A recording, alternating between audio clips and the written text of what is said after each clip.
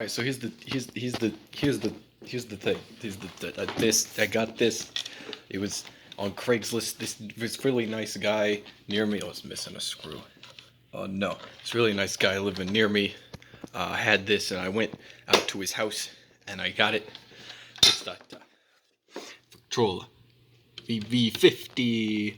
This was the first portable Victrola that Victor ever made. Pretty cool. It's got the crank. That's broken. Okay, I'll have to reattach that. But it's got the Victor number 2 on it. Very nice. It's got the needle. You know, it's good. It's got the brake. You know, it goes like. Oh, that was a bad sound. Oh, it's got a record on it, right? It's got. Oh, that's not right. Oh no. We'll just put that back. We don't need to worry about that. It's got the speed control. That's pretty cool. You know, it's got the handle. It's got the. Oh no. Well, it was cheap. It's fine. It just needs a little bit of work, and it'll be all good to go. There we go. Beautiful. But then I was over there, and the guy was like, "Hey, I'm trying to get rid of stuff," because he had like this big garage and this big workshop and a house, and he had all this stuff everywhere. And he was like, "I gotta get rid of some stuff. You know, I gotta throw some stuff away. Do you want some of it?" And I was like, "Yeah, I do. Right, Lily? That's what I said." So he gave me a bunch of stuff like this. It's right here. It's got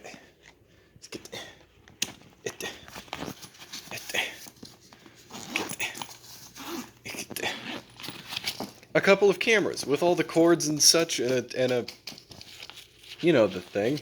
It's the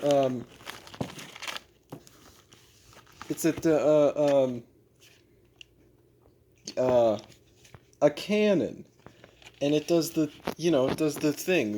You just turn it on, and then it's pretty neat. And you got the little Canon logo. Pretty cool. Pretty neat. And it does the the thing.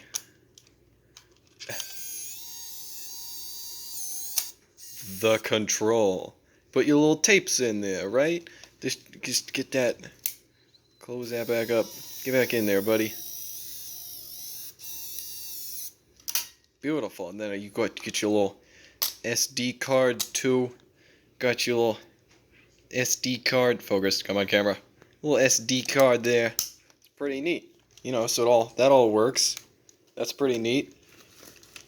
And then also in this bag is this thing. It's the Canon Futura. Really wacky film camera.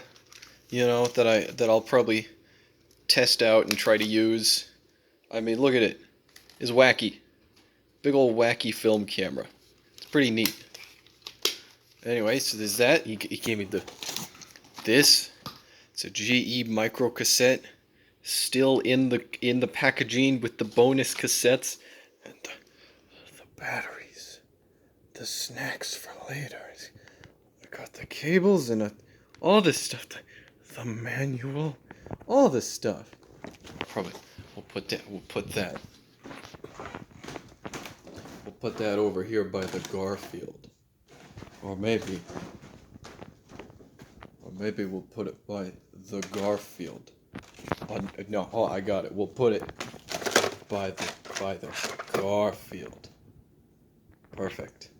But that's not all. Can I interest you in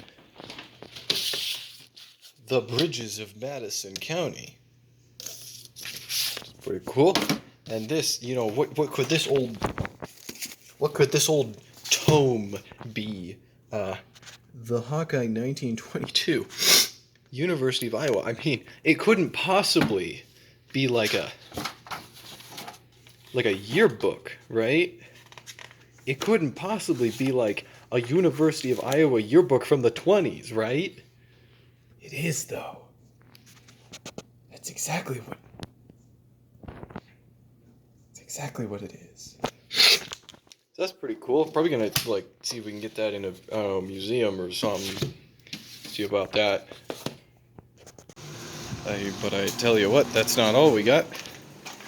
Look, there's a bunch of old Avon stuff. You got president, car, horse, and phone, which is leaking. And then these boys, little display thing, and it's back there. It's a shelf made out of a log. That's pretty neat.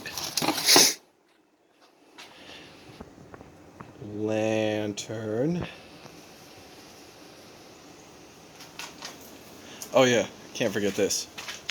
Cast iron umbrella stand. He handed it to me and he said, "Here, for your apartment." Then we got the garage clock. It's in my garage. The garage clock. Okay, so we got the Victrola here, right?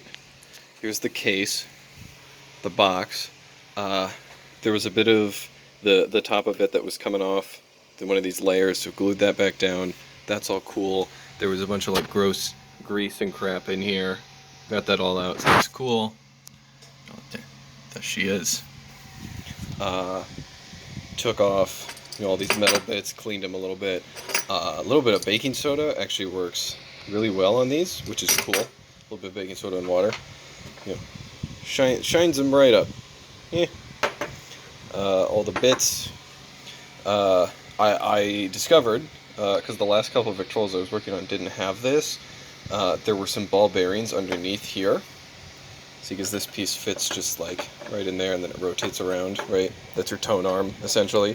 And there were some ball bearings under here, which the last couple Victrolas I worked on, which were a little bit earlier, or a little bit older Victrolas, didn't have that. So I had a nice surprise when, there they are.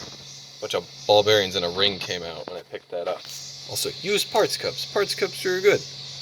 The brake. There she is. Very nice. Just needed to be cleaned a little bit. What we got here? Oh, this is the horn. So a lot of Victrola horns will just come straight down, right? So that attaches there. Your reproducer creates your sound, comes through there, all yada yada. That's great, fantastic.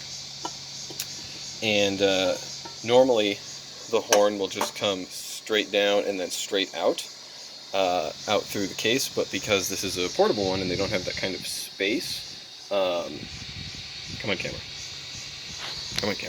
you can do it. What they did instead was it comes down and then sort of folds back in on itself so that the sound comes out through the back again, which is kind of a neat design. Got you plaid. Can't forget the plaid. Oh yeah, and the motor, also important.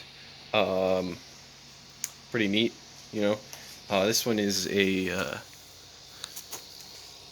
it's a single spring motor there. The governor was making a bit of noise, so it needs to be adjusted. All that needs to happen, there's a couple little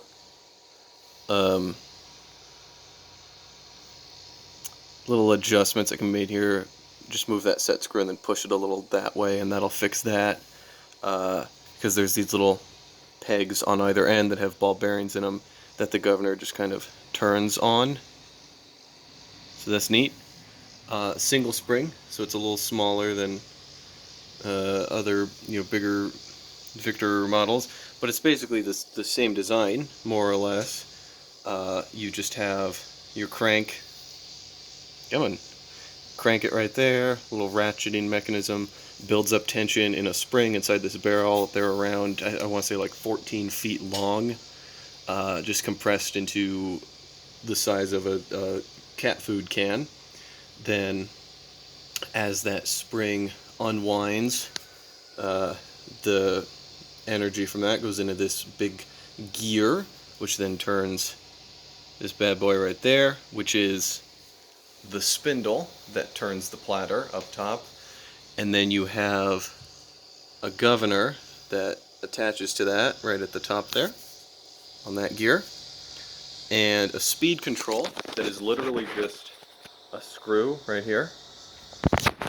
Then that screw comes through and pushes down on that little lever, and that lever in turn pushes a brake back and forth to push against the governor to slow it down and control your speed. It's pretty neat. I think it's pretty cool. Right now I'm just getting the spring tension out of this because I need to take it apart and clean some stuff in it because there's a bunch of just old nasty grease everywhere. I don't think I'm gonna mess with the spring because that's fine, but like, come on camera. There you go. Just the gross black tarry mess needs to be cleaned off, and I'm gonna use some paint thinner for that, and then we'll put it back together and it'll all be good. It'll be great. It'll be real good. Okay, so here's the motor all out and everything. Normally sits like this in the machine, but you know, there she is, there's your governor, all that good stuff. Just a couple things about this. You gotta be really careful not to damage some of these gears by like dropping them or scraping them on the ground or anything, because that'll, you know, prevent the thing from working. It'll create little shudders and skips and such. The gears on this one all look pretty good, which is nice. So thumbs up for that. But basically what we gotta do is take this spring canister off.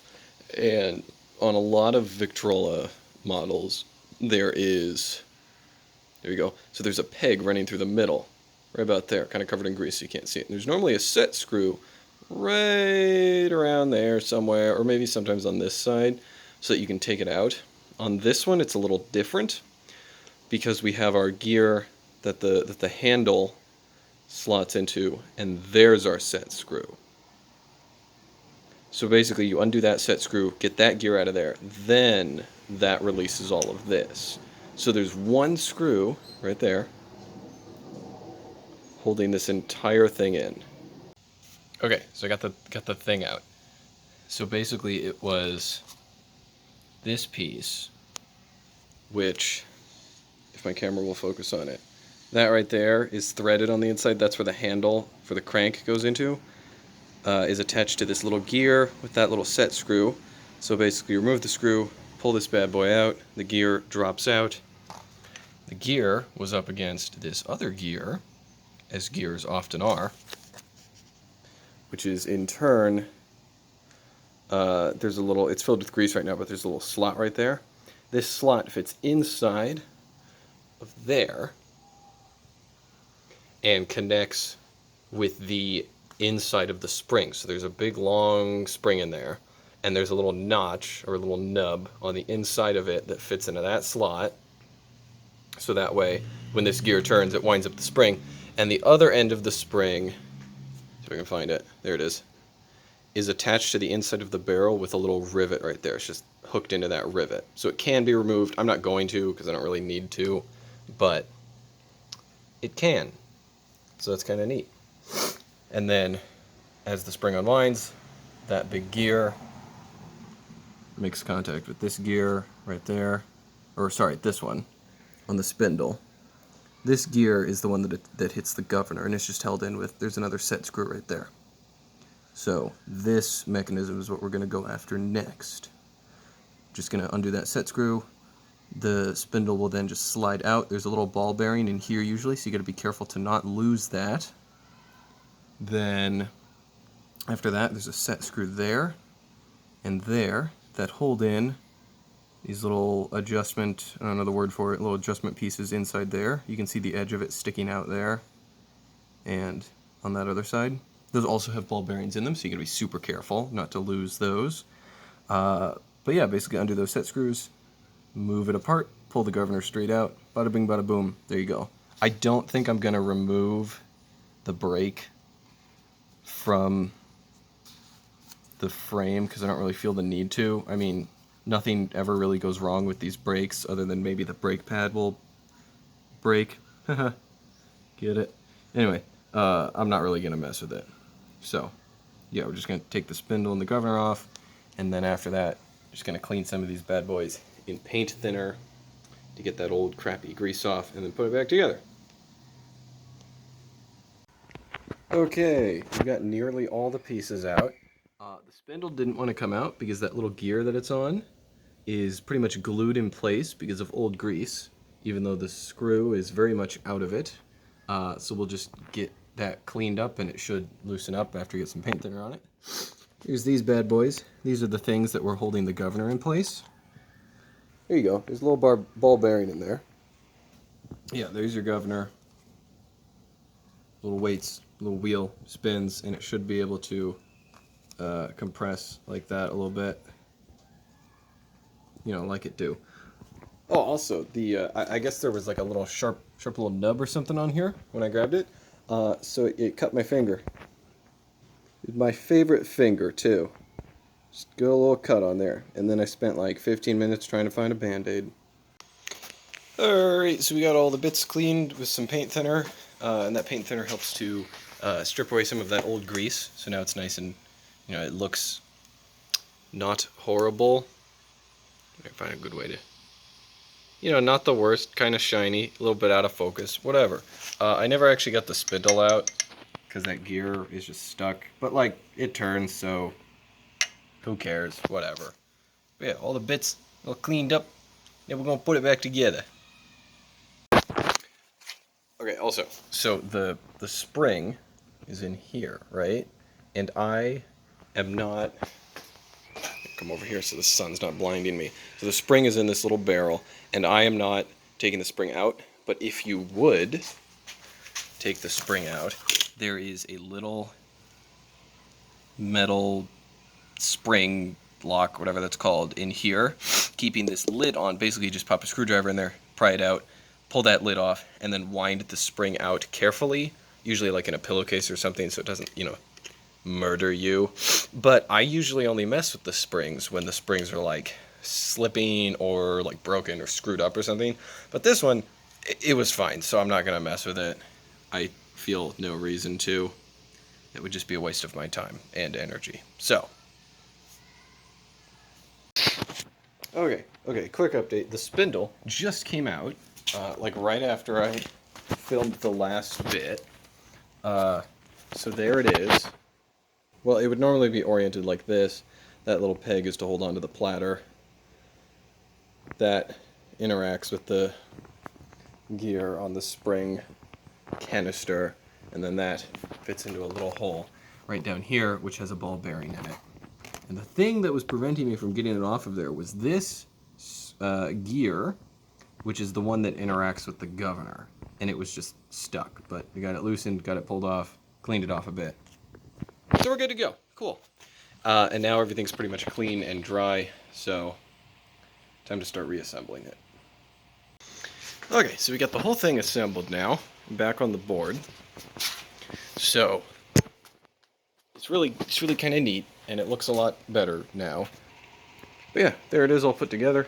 So I am going to crank it up and make sure everything's running smoothly before I put it back in the box and put the horn on it and everything, and then it'll pretty much be done. Another neat thing, it's got the, this one's upside down, but it's got the patent sheets on it, and they're still intact.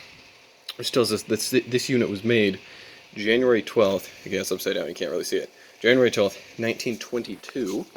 The sheet that tells you where to oil it to keep everything working, which is cool, and it's basically on the moving parts. From the picture, this is upside down, so it's flipped, but it's basically the bits around here that move the most. But let's throw a crank on it, see how it's working. It sounds like it's slipping every once in a while, but for the most part it's still moving steadily.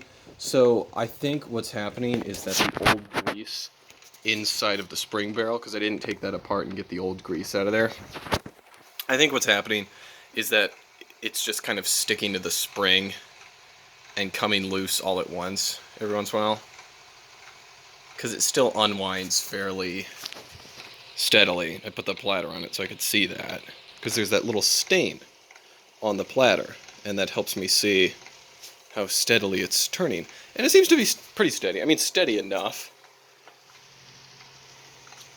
But yeah, I mean, I think we're pretty much good to go. We're just gonna stick it back in the box, put the horn back in, put all that back together, and good to go. Bring it to the local party and slam it through a table, listen to old 78s. Okay, I skipped filming a couple steps, but motorboard reattached to the horn. There was just like 3 screws holding that bad boy, holding these bad boys together. Got the arm reattached, all the ball bearings and such are in there. Brake is back on, which is cool, and I tightened the screws because it was really wobbly and loose before, and it's all back in the box. Another nice feature that this has is this little clamp here for the arm while it's being moved for when you're traveling. Also, there's one up here for the crank. Pretty neat, yeah. So yeah, basically all that's left to do. Put the bladder back on. Speaking of which, this is kind of cool feature. There's a screw, so like the platter goes on and then this screw goes on, so that the platter doesn't fall off when you're transporting it. Pretty neat. But yeah, I gotta put the platter back on, put this little fella back up here, put the reproducer back on. There she is. Reattach that to there. I just took it off to make it easier to get things in, and then it'll be pretty much good to go. Okay, here's the thing I was talking about with the platter. See, the platter goes on and then this screws right in there. That way the platter won't come flying off while you're transporting it. But yeah, we got a functioning brake, which is cool. Like that. Heck yeah. It turns fairly consistently, so I think it's just the old grease in the spring that's making it do that. And then when it gets too fast, the governor makes a bit of noise. That's the governor actually tapping the bottom of this board, because there are supposed to be little cloth washers as spacers between the motor and this board, and they were all missing. So I didn't replace them, I just put it back together because this is kind of minimal effort. But there it is. Well, there you have it. There's the VV-50 Victrola portable suitcase model, crank on the front, whole shebang. I don't have a record to play on it with me. They're all back at my apartment and not at this workshop. Otherwise, I'd play us out. But anyway, there it is. Thanks for watching. See you next time.